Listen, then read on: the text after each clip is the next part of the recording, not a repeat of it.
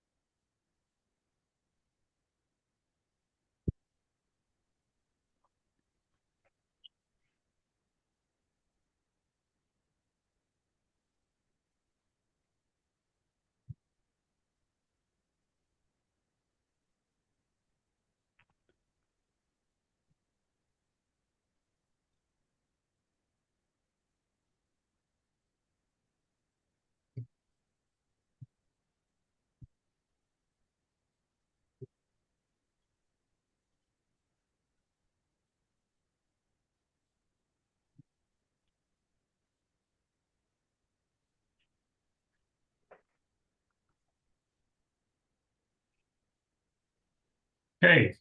Yeah, welcome everyone to our webinar, NEC 101 Compensation Events and Introduction. With me today, I have Laura Campbell, Senior Associate at Sharpe Pritchard, and Robert Gerrard, Senior Consultant at NEC. Before I hand over to them, I just wanted to let you guys know about a few housekeeping rules. If you have any questions at any point, please feel free to ask them in the Q&A section, and our speakers will get to them at the end. A recording and the slides will be available shortly after this is broadcast, alongside any Q&A questions that haven't been answered during the webinar. If we don't have any time, yeah, we'll go back and answer them. But yeah, other than that, I'm happy to hand over to Laura and Rob. Okay, thank you. Thank you very much, Farhan. Welcome, everybody. So there's big decisions there, wasn't it? NEC webinar or the budget. So those of you, at least for half an hour, are gonna sit and listen to mainly Laura and myself talking about compensation events. We do say it's an introduction. We'll have a little bit of deep diving around some of the subject areas, and we would welcome your questions on that. So please enjoy. Laura, over to you. Great, thanks, Rob. I'm delighted to be here with the NEC community today talking about compensation events. Thanks for inviting me to come and talk to you all. So I'm just going to move on a couple of slides. Just there's the agenda. So we're going to talk through what common mistakes people make, general advice, best practice. And we're focusing on the NEC for engineering and construction contracts. So most of the clause references will be from that specific form of contract. So moving on to the initial slide. So as an introduction, we've sort of split the presentation into a slide about the principle and then a slide about mistakes, advice, best practice on various aspects of compensation events. So initially, what is a compensation event? Very simply put, it's a contract management tool in the NEC suite of contracts to deal with time and money. As we say on the slide here, in another simple way, it's something that's listed in the contract that the contract refers to as being a compensation event. If you're familiar with the NEC, or if you're becoming familiar with the NEC, you'll be used to looking at clause 60.1, and you'll see that there is a very generous long list of compensation events listed there. And it could be anything from the example we've given here at 60.1.13, the client does not provide something which it is to provide by the date shown on the accepted programme, or it could be something such as an archaeological find on the site. That's also catered for, along with a number of other matters which could arise during the course of your project, which are not necessarily unforeseen because they're listed here, but you don't know whether they're going to happen or not, and it gives you that mechanism for dealing with some of those events if they do arise. There is a list of the core compensation events at clause 60.1 of many of the NEC contracts. And there are also some main and secondary options. And I'm just going to pass to Rob, who's just going to talk a little bit more about some of those main and secondary option compensation events. Yeah, so the list of compensation events is not static as such. With other, if you like, standard forms of contract, then those contracts are not presented in the same way as NEC, and they just get a sort of a vertical list of things which they call, you may be entitled to a claim or the like as a contractor. So you have to do a little bit of hunting with NEC. So we have something called core clauses. So you get that 21, 22 list of standard things which are a compensation event. But then, depending upon the main option chosen, secondary options, you can add to that list. You can further add to that list or modify it through what are called Z clauses or in the contract data. So some examples there, if you pick main option B or D, then there are 3 extra compensation events that occur because you are using a bill of quantities. For example, you may not follow correctly a standard method of measurement, or there may be, for example, a mistake in the bill of quantities. So that's 2 main options, options B and D, add 3 more compensation events to the list. Also, some of the secondary options, if you decide to incorporate, for example, X2 into your contract, which is about changes in the law, then should a change in the law occur during the currency of the contract, then that change in the law is basically processed or administered as a compensation event.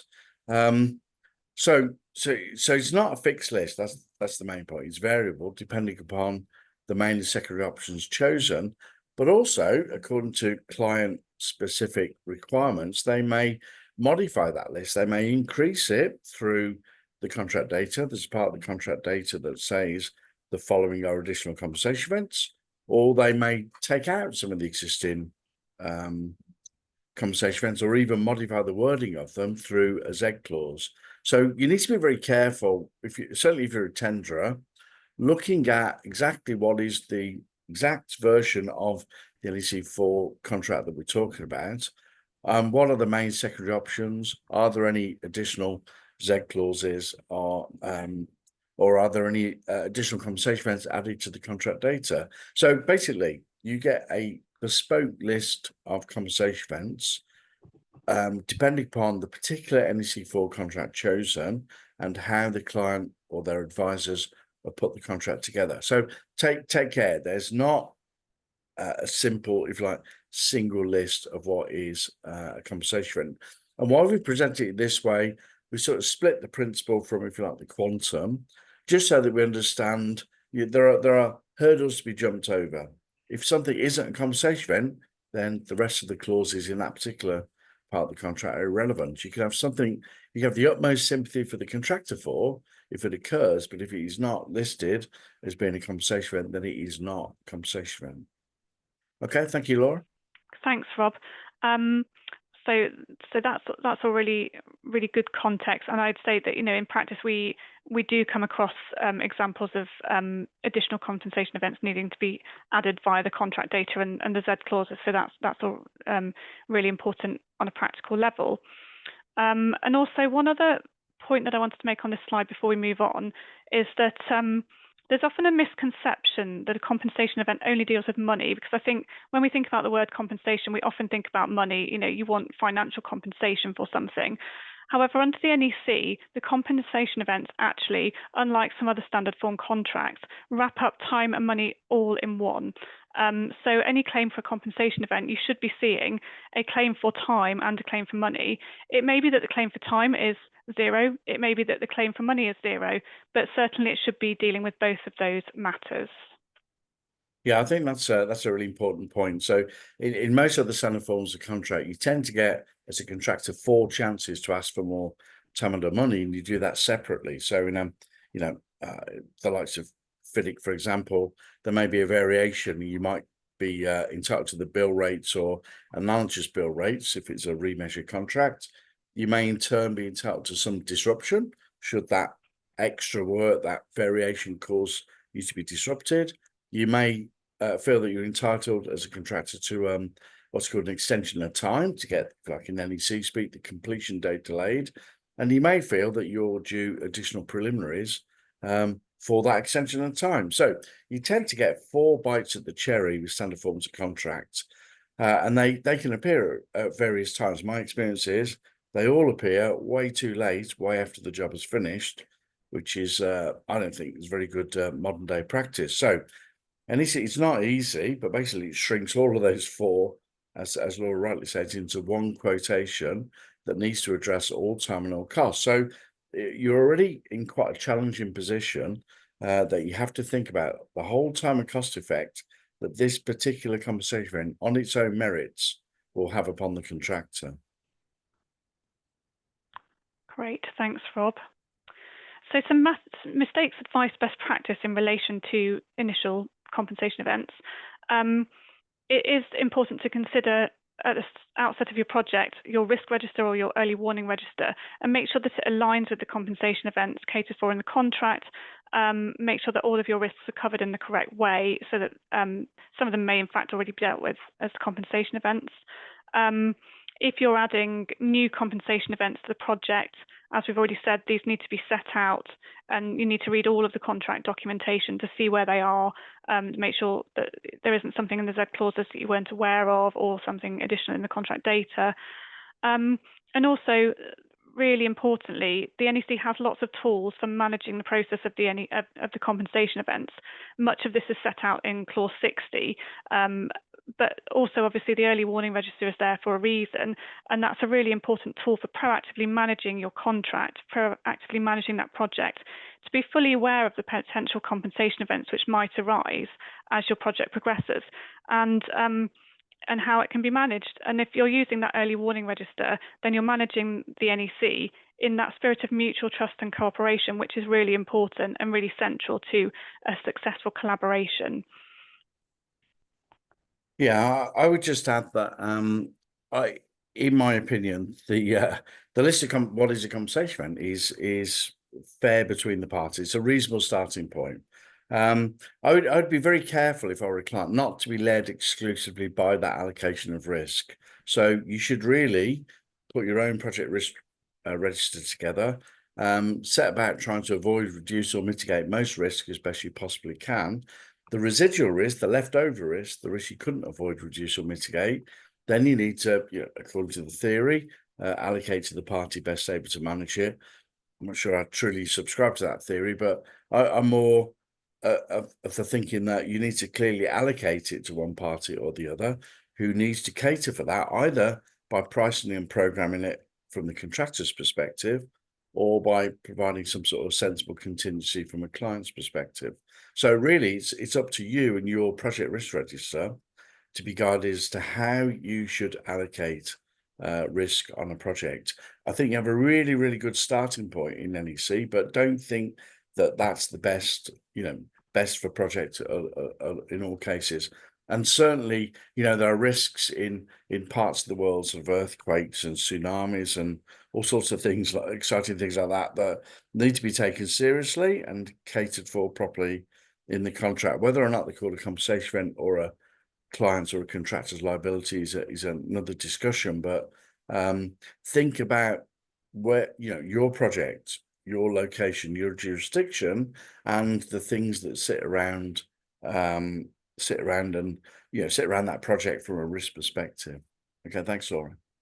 Great, thanks, Rob.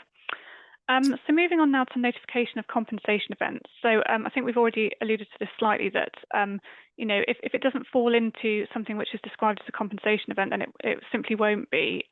It does have to attach to the contract in that way.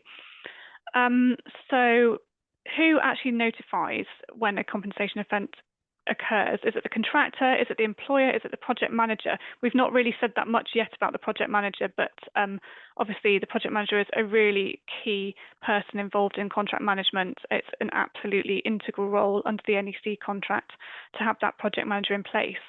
So if you look at the nuances of the NEC4 ECC and many of the other contracts, but referring to the NEC4 ECC, clause 14.3, and we've set the wording out here, the project manager may give an instruction to the contractor which changes the scope or a key date. So on that basis, most of the compensation events that you see will be notified by the project manager, assuming that the contract is running in accordance with the provisions in the collaborative way. So it often will be the project manager that is managing that process. And for those of you less familiar with the NEC, the rest of clause 14 sets out some of the roles and responsibilities of the project manager and the supervisor. So compensation events are all about the time and cost impact, as we've said. So it does follow really that the project manager is going to be responsible for making a lot of those notifications. I think we've said here on the slide that it's about 90% that the project manager will be notifying compensation events. For the other 10%, they fall exclusively to the contractor to notify the project manager. That's covered in clause 61.3. And it's really important to note, and this isn't just this clause, this is a general theme through the NEC. Here there's an 8-week time bar. So if the contractor is responsible for notifying a compensation event and they don't do so within 8 weeks, then that's it. That's the time bar. Then they can't subsequently come back and notify. And the reason for this time bar is, as we've said already, it's to kind of try and prevent the compensation events from stacking up during the project. It's another way of proactively managing the contract to make sure that time and cost implications are dealt with at the right time as and when they arise, because then the client gets a true sense and the contractor gets a true sense of how long the project's going to take, how much it's going to cost, whether decisions need to be made elsewhere. If there's a huge cost impact because of something that's occurred which wasn't anticipated at the beginning of the project, it may be that other parts of the project need to be scaled back, for example. So it is really important to keep these under review at all times. We've produced a short flowchart here just to show the two options. So as you can see, option 1 is where the project manager notifies. We've only got 2 boxes. That's a much simpler process. Option 2, where the contractor notifies, it's a slightly more drawn out process. So under option 1, very simply, the project manager notifies the contractor of a compensation event and asks for a quotation at the same time. So that's all wrapped up in one notification. The contractor then has 3 weeks. This seems like a reasonable period of time to respond to the request, and that kickstarts the quotation process, which we'll be talking about in a little while. Under option 2, where the contractor notifies the project manager of a compensation event, within a week, the project manager has to reply to that notification. And if they need further information, they can ask that further information. They can ask for further details. And in particular, they'll need to know what's changed, whether the contractor's saying the completion date needs to be moved, whether a key date needs to be moved, whether the prices need to be increased or even decreased. That's also something that could happen. And again, that kickstarts the quotation process. As I've already mentioned, the project manager is really critical to the management of the contract.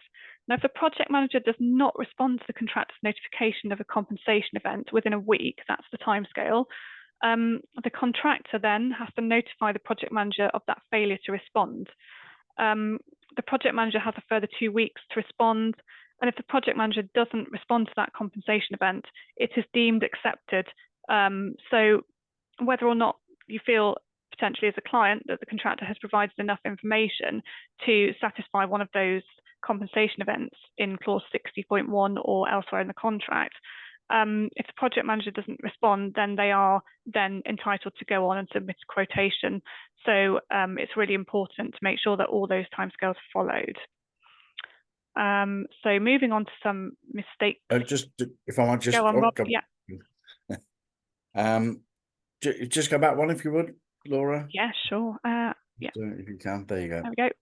Just a point with option 1. So the supervisor doesn't, just a little blip. The supervisor, a compensation event could occur because the supervisor gives an instruction, for example, to search for a defect and no defect is found. But in fact, the supervisor does not notify the contractor of the compensation event. That's exclusively between project manager and contractor, unless, of course, that power is delegated by the supervisor, by the project manager to the supervisor. The interesting thing to me is, so option 2 is more heavily weighted, if you like. But as Laura rightly says, you will find the vast majority of compensation events fall to be notified by the project manager to the contractor. My experience is that doesn't happen in practice. We still feel that it's something the contractor should do. If the contractor wants more money, they should ask for it. But in fact, good practice on behalf of a client You know, you've just, as a project manager, given instruction changing the scope. You know it's a compensation event. You know it's got time and money implications. Get on with it. Kickstart it. Notify the contractor of the compensation event, 61.1. Instruct a quotation to be submitted, 61.2. And in fact, should the contractor not provide that quotation within 3 weeks, it falls to you to assess it as an, impartial, independent certifier. So basically, the show goes on with or without the contractor's notification. So again, that is distinctly different to any other form of contract I've ever read, which leaves it for the, if you like, the seller, the contractor, if you like, to kickstart, in their opinion, their due more time and or money. So it's a very different approach to any other form of contract.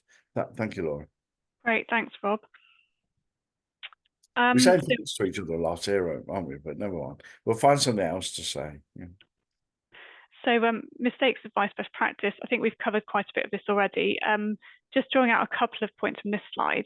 I think we wanted to add that it can be slightly contentious where a compensation event occurs, but the contractor doesn't notify it because it actually would involve a decrease in prices. So that's just something to look out for as well. And again, this is where the project manager should be doing their job really well and checking that the prices don't need to decrease or instead of increase. And again, I think we've said this, and I think we'd say this on many occasions, keep using that early warning process. You shouldn't be in a position really where you're faced with notification of a compensation event that you didn't know about before, unless it really is truly something unforeseen that wasn't anticipated, the day before or the week before or the month before. So again, it's all about that planning and that process. Yeah, there is a logical sequences, and the most things you should have half an idea could be coming around the corner tomorrow, next week, the week after. So you should be given a heads up through the early warning process, and where possible, acting like adults, trying to solve the problem if it's all possible. So we're trying to actually get rid of or avoid compensation events if it's all possible. So an early warning is something that could happen. A compensation event is something that has happened. So it's no good notifying a compensation event just because you watch the news and it says a terrible storm is coming, So a compensation event is something that basically is historic. It could have a future implication, of course, but it's something that has already happened. Great, thanks, Rob. And one other point that I would add at that point is on notification. It's really important when you make your notification that, firstly, if you've been using a particular contract management system that is used consistently and that the notification goes through the right channel. I'm just thinking to contexts where you're dealing with claims for compensation events and it's not notified properly, then that ends up being a no. And also making sure it's a single notification. So it's very easy to send an email or to send a letter or some form of correspondence saying there's a notification of a change of scope and a compensation event and another instruction. But actually, and this applies to all instructions really, they ought to be notified separately rather than mixed up so that you can sort of deal with them. This is the compensation event claim. And then the quotation would also be separate. So that's just something to note in terms of that actual notification, making sure it's all done via the provisions in the contract. So moving on from that, how is it assessed? So you've gone through the process of identifying whether or not it is a compensation event, whether something falls into that list or the list that you've got in your contract. You've gone through the notification process. So once you've done that notification, how is it then assessed? So you use a dividing date. As we've already said, compensation events they look at historic events. So you're looking back to see what the actual time cost impact has been so far as a result of that compensation event. So essentially, it's doing that assessment. It could be something like archaeological objects have been found on site. There's a delay while you get the archaeologists to come and have a look and see what you found and to see if there's anything else that needs to be done. So obviously that would be a compensation event. You'd need to think about how much additional time would be needed to get the project back on track. And depending on the extent of those archaeological finds, for example, it may be that it's a small matter and nothing really needs to be done, so there wouldn't be any additional cost. It may be that actually, you know, more specialist surveys are then required and there would be a cost for that. So that's just an example really, which sort of links into the next point, which is about having that dividing date. You're looking back at what's happened so far, and then you're also looking forward about what is the future time and cost impact of that compensation event. So again, using the archaeological objects example, it may be that actually there is something significant on your site and you've got to do a bit of redesign. That obviously will cost money. So that's the sort of thing that you'd be looking for. And of course, we've not really mentioned the program that much anymore, but the accepted program obviously is a very important integral tool to managing the contract. So any assessment of compensation event at the dividing date must be based on the accepted program at the time of notification of the compensation event. So again, it's about ensuring that you're keeping the program updated and making sure that it is accepted via the program provisions in the contract.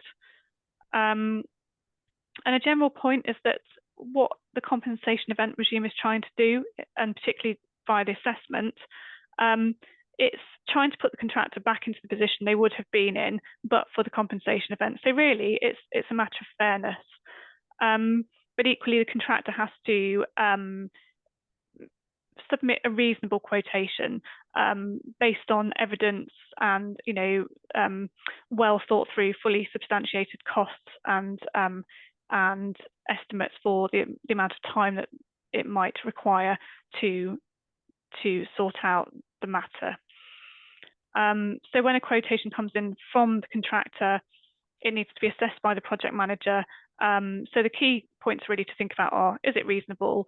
Is it a fully itemized, costed request in terms of money? On the time side of that, have they substantiated how many days, extra days it would take to continue with the works, or how many weeks, etc.? Is it a reasonable, sensible, substantiated compensation event quotation? I think those are the main questions. Rob, did you have anything to add to that? No, just going back on a few of those points. So I really like the current drafting. I think it was from the 2023 version of the ECC in particular, that has now, in my opinion, clearly defined what is a dividing date and how it should be used in terms of time in clause 63.1 and 63.5 for time, 63.1 for money. I still don't see people generally following that. We like to go safe here and do a wait and see approach, but that is absolutely not what the contract says. And there's a bit of case law on healthy buildings which, you know, basically ignored the provisions of 63.1, which I think is a bit of a tragedy from a judge's perspective, but never mind. But the contract clearly tells us now, yeah, in my opinion, clearly articulates just how we go about assessing time and or money using which version of the accepted program. You could potentially have one every week, and you might assess a quotation 2 or 3 weeks after the instruction was given, perhaps to change the scope. So it was always an issue. Well, how do I do that? Which version of which program do I use to go back and assess? So I think, you know, reading carefully the word in 63.1, 63.5 should help people do this as contemporaneously as you possibly can. And that's really my best advice. Don't let things mount up. Don't let things fester. Get on with it. Get on with trying to create that rolling final account and do things contemporaneously if you possibly can. And the theory, the but-for approach, I'm a big fan of. I mean, that's not dissimilar to how a judge would do with a breach of contract. So we're not going to hold the contractor to a bad rate or price, let's say in a bill of quantities contract. We're going to say, what would it have cost you but for the compensation event? What will it now cost you in time and or money because of the compensation event? And so we're looking at the difference, the extra over the but for. And I think that's a very fair way to do things. Now, so you can, if you want, have things like alternative quotations, use that sparingly. You can, if you need to know in advance how much extra time and or money, then you can use the proposed instructions approach. So it's very flexible. You basically have lots of provisions at your disposal to do what you think is best, certainly from a project manager's perspective, what is best for both parties in the circumstances. Okay, thanks, Laura. Great, thanks, Rob. Just another flowchart on assessment and quotations. So again, when we looked at notifications, we said that the request for a quotation might come from the project manager if they've notified the compensation event. After that, the contractor then has 3 weeks within which to submit the quotation. And again, it's got to come with details and substantiation. It can't just be, a couple of lines saying we think we've got an entitlement to a compensation event for X million, and for a 3 months extension of time has to be properly set out. Hopefully, a couple of weeks later, the project manager accepts the quotation, all being well. And then the compensation event is implemented. The project moves on from that until such time as another compensation event arises. Of course, if the project manager isn't satisfied with what the contractor's provided, or if they think that the quotation is not quite accurate, then obviously they're doing their own assessment, and they can go back and ask the contractor to revise that quotation. The contractor then has a further 3 weeks within which to submit a revised quotation.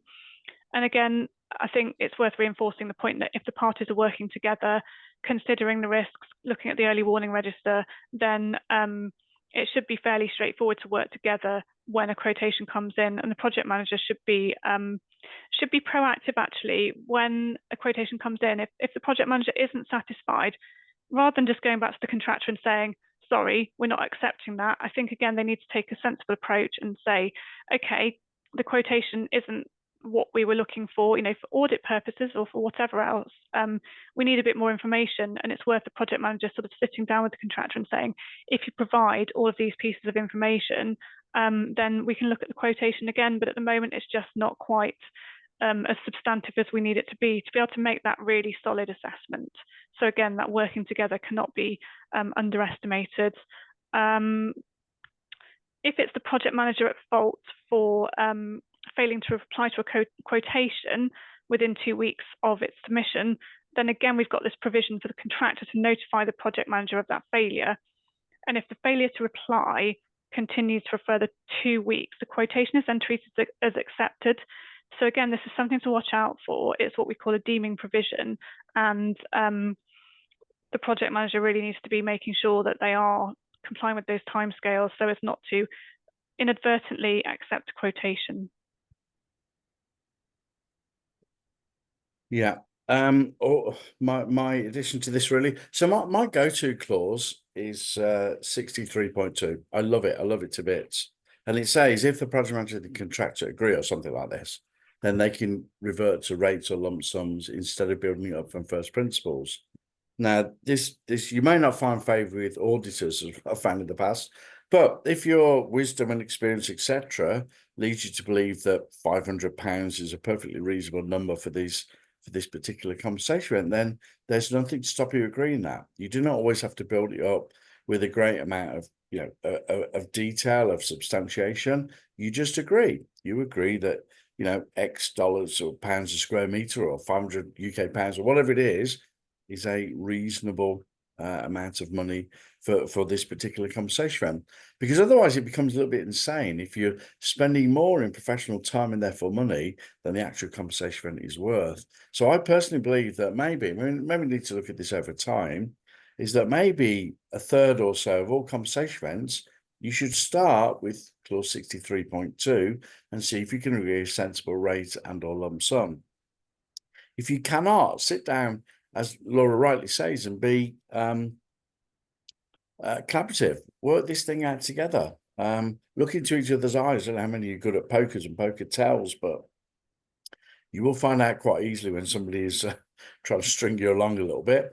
And where it's a really big ticket compensation, a significant amount of time and or cost, then surely it's worth assembling a small team, a mixed team, to act collaboratively, to try as quickly as they can on behalf of at least the contractor and the client, if not also subcontractors, to come up as quickly as possible with their time and cost implications, because every business is deserving of knowing the implications of a compensation event as soon as you reasonably can get to it, without gambling. I'm not suggesting we flip coins, gamble, rush.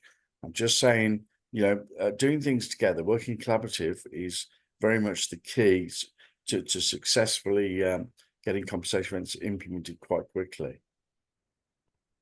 Thanks, Rob. Yeah, I'd say I agree with that. In terms of, I think quite often in practice, the compensation events that come to us as lawyers to look at are perhaps the chunkier, meatier ones. I think there are lots of compensation events that, as Rob said, are dealt with, on a sensible basis by the parties sitting down and saying, actually, we've seen this before and we can estimate that this is going to be £500 or whatever. I think those sorts of compensation events we don't see so much. They are dealt with as they should be under the mechanisms within the contract. So, and I think these provisions, sort of the more detailed provisions, then apply if it's something more substantial, I think. Yeah. Great. So I think we've covered most of the points on this slide about being collaborative, using clause 63.2 more. Can you realistically forecast 2 decimal places of accuracy? And again, we've already talked about the rolling final account ethos and the fact that the project manager is really integral to doing the assessments. So probably the point, I think we're on to the final couple of slides now. Obviously, what you really want to know is you've gone through the process. How do you implement your compensation event? How do you actually make it happen? So I think we've touched on this already in terms of it could just be agreed by the parties that it's a compensation event. We know roughly what it's going to cost. We've had a sensible discussion about how that's going to be assessed, and then it is implemented. The less ideal outcome is if it's deemed acceptance. So if the contractor or the project manager has failed to do something in terms of notification or assessment, then a compensation event simply could, through the contractual mechanisms, become implemented. Or it could be that the project manager has accepted it. So there are 3 possible ways there. And it's particularly important if you've got an option A or an option B contract to make sure it is implemented so that the contractor can actually be paid for that compensation event. And the last point on this slide is that under clause 66.3, once a compensation event is implemented, it's not possible to then go back and reverse that. So in the assessment process, that's something else to be really careful about. If there's any shadow of a doubt, then have another look at it before you implement it. Otherwise, it's implemented and there's no going back. Yeah, so just to highlight, so options A and B in particular, there is no provision in the contract for paying on account. Contractor might have, done some £100,000 worth of additional works. If you go around in circles, arguing, and you've not implemented it, you will not get onto the activity schedule with option A or the bill of quantity with option B. And that is the main means by which you determine what's called the price for work done to date. Cannot certify payment on account, and therefore it's not paid for. So, the pressure's on, certainly with options A and B, to get that agreed and implemented as, in keeping with at least when the work's being carried out. So that's very important. You can also remember that you can, each compensation event doesn't have to be a single lump sum item. Let's say for option A, it can be 2, 3, 4, 5 different items, and we're not following a method measurement, so you can have procurement based descriptions in your activity schedule. So think through all those sorts of things when you've got to compile. So you decide this compensation event, decide what is reasonable and fair in accordance with the contract in terms of time and money, and have a look at very carefully how you need to be paid for the usually additional works. And that mainly goes for options A and B. Option C to F works slightly different in that it's based upon defined costs that will be paid by the contractor before the next assessment date. So you can get away perhaps with a little bit more lag in the assessment and compensation events, but it's still advisable to do them as quickly as you can. The exception to all of this, of course, is where we use clause 61.6 project manager assumptions, where we say to the contractor, okay, we appreciate that preparing a quotation for this particular compensation event is quite uncertain, and you might give some what are called project manager assumptions upon which the contractor will prepare that quotation. If any of those quotations turn out to, any of the assumptions turn out to be wrong, then a separate compensation event occurs where you address the differences.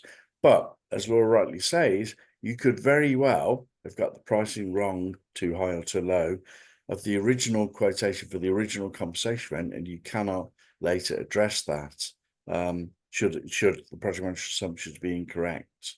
So yeah, very, very important to recognise. I mean, it's almost like a mini offer and acceptance. There's no real difference to how, how tenders work. So you offer a lump sum price, you agree it, that's it. $1 million, job done. If you find out it's too high or too low, tough luck. So if you find out in option A or B that your £10,000 compensation fee is too high or too low, tough luck. So take care to get it about right. So I still see somehow compensation, we think we're that good that we do them always to 2 decimal places. We're not that good. I can tell you that now. Yeah, it's in the order of.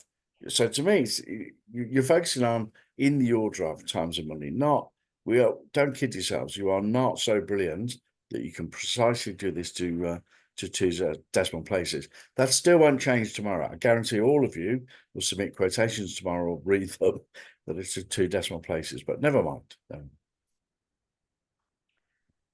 Thanks, Rob. I think we're on to the last slide now. So whilst this one relates to the implementation point in terms of mistakes, advice, best practice, I think these comments actually apply to any aspect of compensation events and the process. Many of these points we've already mentioned. So having a wait and see approach, thinking you can leave the compensation events to the end of the project, it's simply not true. As we've mentioned, the NEC is meant to be proactively managed to give everybody a real indication of cost and time throughout the project. So again, use the early warning mechanism, use the compensation event mechanism to make sure that you manage those cost and time risks throughout. Make sure that you think through the payment of this, particularly for option A and B. As we've mentioned, record keeping, evidence gathering again. As we've already mentioned, you're probably using some form of contract management system. Make sure that everything is stored in there for the purposes of the compensation event, so that when you're making assessments, you've got all the information that you need. As we know, it's really important to have that central repository. We've probably all come across examples where you desperately need some information and it's in somebody's inbox or separate file and they've left the organization. So making sure that record keeping and evidence gathering is done throughout the project, and particularly at points where you're assessing compensation events, really important. And just really making sure that you are using the whole contract. It's got lots of mechanisms for dealing with time and money, particularly obviously compensation events, but also the notification and communication provisions are really key to getting it right.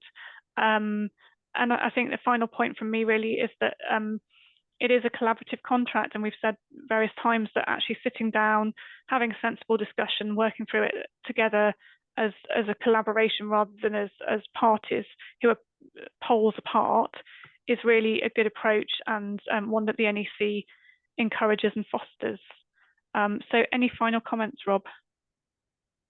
Only to stand back from it all and basically say, try not to let compensation events consume you, because they can do quite quickly. So, they just about sneak into my top 10 of most important things to do managing a contract, but they seem to elevate themselves very quickly to number 1 because that's all that people want to talk about. I'm not surprised there were 550 people or something who entered this webinar today. Everybody loves the term compensation events, don't they? For some reason, it's a bit like old-fashioned claims and variation orders. So what is far more important is, of course, number 1 has got to be health and safety. Number 2 has got to keep that scope up to date as best you possibly can. Number 3 has got to be having a quite brilliant program that is realistic and practicable. Number 4 is an overuse of the early warning system. Let's hammer that. Let's work collaboratively and sort out problems before some of these things become compensation events. And then there's some gaps. I can't remember what it's 5, 6, 7 in my opinion, but maybe number 10 is the world of compensation events. So all we are doing, just stand back for it, all we are doing in compensation events is agreeing whether the prices go up or down. Let's say in an option C or A contract, do they go up or down? Yes or no? Do any of the dates get delayed? Yes or no? That's it. It's those 2 simple questions.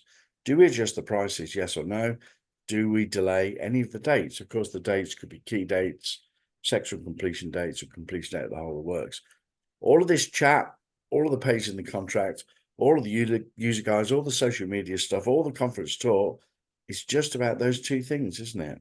Just and so you've got to find a way to making sure that you treat them with respect, you give them the appropriate amount of time and effort. But my humble opinion is there are far more important things for us to get right. So, it's very difficult in the hours that you've got in a day. I'm not suggesting you should work 20 hours a day, just work the 7.5 you do, but allocate your time according to what is most important to manage the contract, bearing in mind that every organization these days, and I agree with it, have a real-time demand for high-quality management information. So they want to know at all times, what is the completion date? What is plan completion? What is the likely total of the prices? We cannot do this. This is what I did for the first 10 years in old-fashioned civils contracts, where you agreed nothing until the job was finished, and then you knuckled down and started fighting for a year or 10.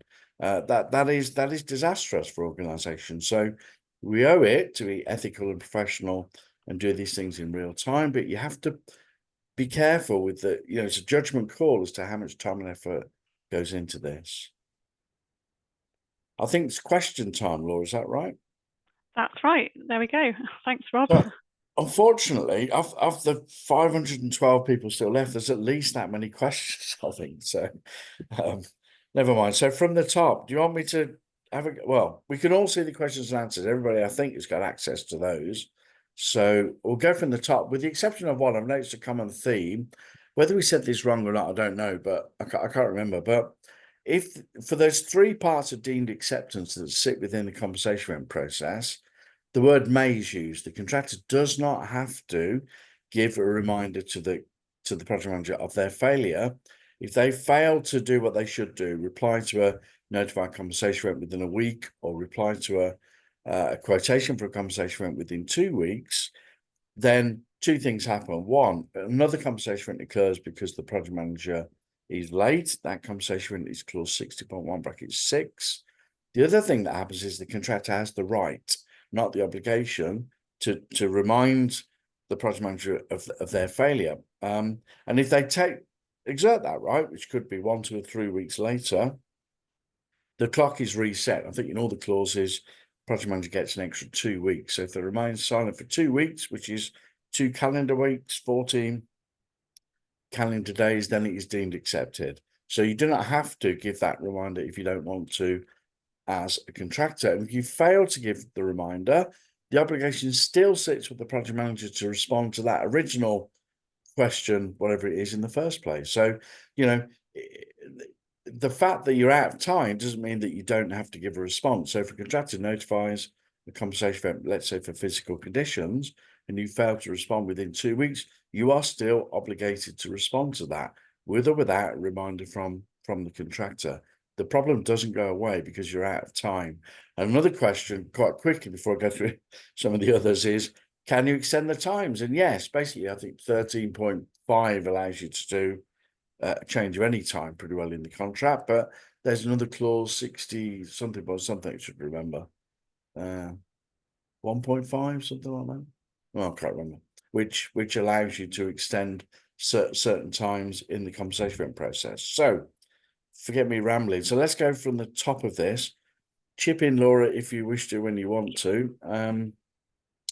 And I'm in Hong Kong, so what the heck? 8 hours difference, isn't it? So 12:02 your time. So you can all look at the Q&As in your box, and then we'll wrap up in 12 or 13 minutes. We've recently priced a compensation for an anonymous attendee. I love anonymous attendees, but never mind. We've recently priced a compensation event which has been implemented. Put my valuation of the client and the it's gone. Hang on. Go to the bottom, see somebody types a question. Now requesting invoices. Well, if it's implemented, it's implemented. You can be a nice person and send them through, but it won't change anything. And actually, what if actually your records show that actually you'd under assessed the compensation in the first place? But basically, if it is implemented, then job done. That's exactly what Laura said. You do not go back and change it because 66.3 says if later records demonstrate that the quotation, if you like, was incorrect, then you do not adjust it. Now, that has a fairly big impact with options A and B, no impact pretty well whatsoever for option E, but option C and D, then you're still going to get paid whatever it actually cost. It's just that we don't change the target if you find that it was a little bit, it didn't go up quite as much as it should have done. Another anonymous attendee, 810. Can you give some examples of additional CEs? Laura, I can give you one. So right now, if I was a contractor, I'd be pretty worried that the price of oil as set by OECD might exceed $100 a barrel or something like that. So why not stick in a compensation event that says, should the price of oil exceed $100 as set by, then it's a compensation event. Should the Chancellor of the Exchequer introduce some nasty little new tax in 5 minutes? So I shouldn't be political, should I? That nobody was aware of. You can put that in as a CE. Any thoughts, Laura? Have you seen some additional compensation events? So I think it's exactly those kinds of technical points that we see. Generally, I mean, I think the list of compensation events is quite comprehensive already in the NEC. And quite often when I'm approached to add additional ones, bearing in mind I work for a lot of public authorities in the UK, quite often when we look at them, we sort of sit down and say, actually, I think that would already fall under one of the compensation events that's in the contract. And I think it's just a case of often explaining how wide encompassing some of those are. So I don't see them very often, but it is exactly that kind of technical point. If there's a particularly bespoke project, such as a big infrastructure project, then I think, yes, you would see separate compensation events specific to that project. Yeah, I've done it sometimes where it's arguable, something like, oh, there's some demolition, there may be some asbestos, we're not too sure. And then you say, well, arguably, it probably sit within clause 61.112, but then somebody said, but it might not. So I hate the term for the avoidance of doubt, but for the avoidance of doubt, you can say additional compensation is asbestos is encountered during demolition of building XYZ. You know, I don't think that contradicts 60.112 in any way. It just is abundantly clear, isn't it? So let me go back up to the top if I might. So actually, Cook, if the contract program overruns, for example, doors not delivered on time, can we legally state we need to extension? No, I don't think so. Assuming you are the contractor and the program overruns, you mean, so if plan completion happens after the completion date due to due to something, frankly, which is a contractor's risk, then no, there's no change to the completion date. As we said at the start, the only way you can change the completion date is that a compensation event, you know, it's on the list of compensation events. I cannot see anything that is remotely on the list of compensation events to enable the completion date to be changed. So apologies, Ashley. Learn for the future. Gerrard, let's see. Whilst I appreciate CE is at 12.11 should capture both time and money. If they were to caveat it, do we have a right to view? Please don't caveat it. There's no such thing in the ECC. Andrew Ulbrich will tell me differently in the ECSC, but in the ECC, there is no such provision for that. There is no contractor's assumptions. There's no way to revisit it. So as project manager, you either should realize that it cannot be priced with any degree of certainty and give perhaps some project manager assumptions, or decide it's not and, you know, get a quotation that includes those things. But basically, no. You agree, Laura? Cannot. Laura's agreed. Oh, that's a big long sentence, that one, isn't it? Anonymous attendee at 12:16. How can the PM validate that a contract submitted CEs within 8 weeks? Oh, it's a great point. That's a really great point. Sometimes you cannot. So it's a test of awareness, isn't it? And not everybody is deemed to be perhaps senior enough to pass that test. So you could have a good old QS on their year out who has no idea about anything, frankly, and overhears something in the canteen and you know, does that mean they're aware of that problem that they just overheard? So there's a level of seniority that is deemed to pass that test for awareness, but yeah, sometimes proving it could be very difficult, and hopefully you don't run into that sort of problem. So it is NEC, in my mind, is a collaborative form of contract, and we do the best we can, but we do make mistakes. I do believe that, you know, contract management systems and all of the technology that we have at our disposal should help and prompt us to manage contracts better in the future. But yeah, it can be difficult. Let me pick another one contractor. Roland Finch. I knew you'd ask a tricky question. I've no idea, Roland. I have to think about that one. 18. I agree, Simon. Oh, sorry. If the contractor, this is at 12:18, doesn't notify the PM that he hasn't notified. Remember, there's no he or she, but anyway, it responded for, say, 2 weeks. Is that the point where the PM now has 2 weeks to respond? Only if the contractor gives that reminder at that point.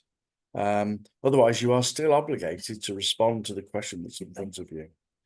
Claire, hi, just wondering where to alter the contractual timescales. I think I've answered that. When you de-scope, so this is from anonymous attendee. I can't spell or speak anonymous, can I? But when you de-scope contracted works under an option A, how do you do this without being labelled commercial benefit of the PM? Well, that's nonsense, isn't it? If that's a default response, then your PM needs to go back to school, I think. So, so how you assess, if like omitted work, is the same as you assess additional work. It's basically, yeah, approximately on the basis of a market rate or market price for doing that work, or what you would have spent in terms of defined cost had you proceeded to do it. So it doesn't matter how you price it or not price it. You could price it high, you could price it low in option A. It's completely irrelevant. When it comes to assessing the compensation event, then you would say, well, how much do we think it would have cost you to have done this without the CE? Now, how much will it cost you to do it with the CE? The difference. Or how much would it have cost you to do this, but for the deletion? That much. Yeah, I'm not doing that very well, but if you decide, you know, that's the amount of defined cost that it would have cost you had you done it, irrespective of how you priced it, that would be the deduction. There is no such thing as a commercial benefit of the PM. The PM isn't even a party to the contract. So they are there to be even-handed, fair-minded, act like independent certifier and follow the contract, do right by the contract. They are not there to bash the contractor over the head. Richard, 12:22. If no response is received by the PM within 2 weeks, you've provided quotation, which is then included in the next application for payment. Can the contractor refuse to pay? Not the contractor, can the client refuse to pay? I think that should say. Then if it's option C, D, E, or F, then the show goes on. You should get paid the amount of cost, defined cost that you have paid in respect to the compensation event. But if it's option A or B and it's not implemented, it's not on the activity schedule, not on the bill of quantities, then I'm afraid it cannot be paid for. And that's a problem, isn't it? Now, you could argue, possibly, you could say, well, I'm deserving of interest. You should have responded in time, and had you have done, it would have got on the activity schedule, and I'd have been paid last month rather than next month. So, yeah, you could have a little look at that, I suppose. The project manager might respond and say, but your quotation is an absolute load of rubbish. It's, you know, nothing like correct. So it depends. I'm not a lawyer. Laura's a lawyer. It depends. You know, it's very difficult to give an absolute answer on that one. It depends on so many things, like how right and proper the quotation is in the first place. One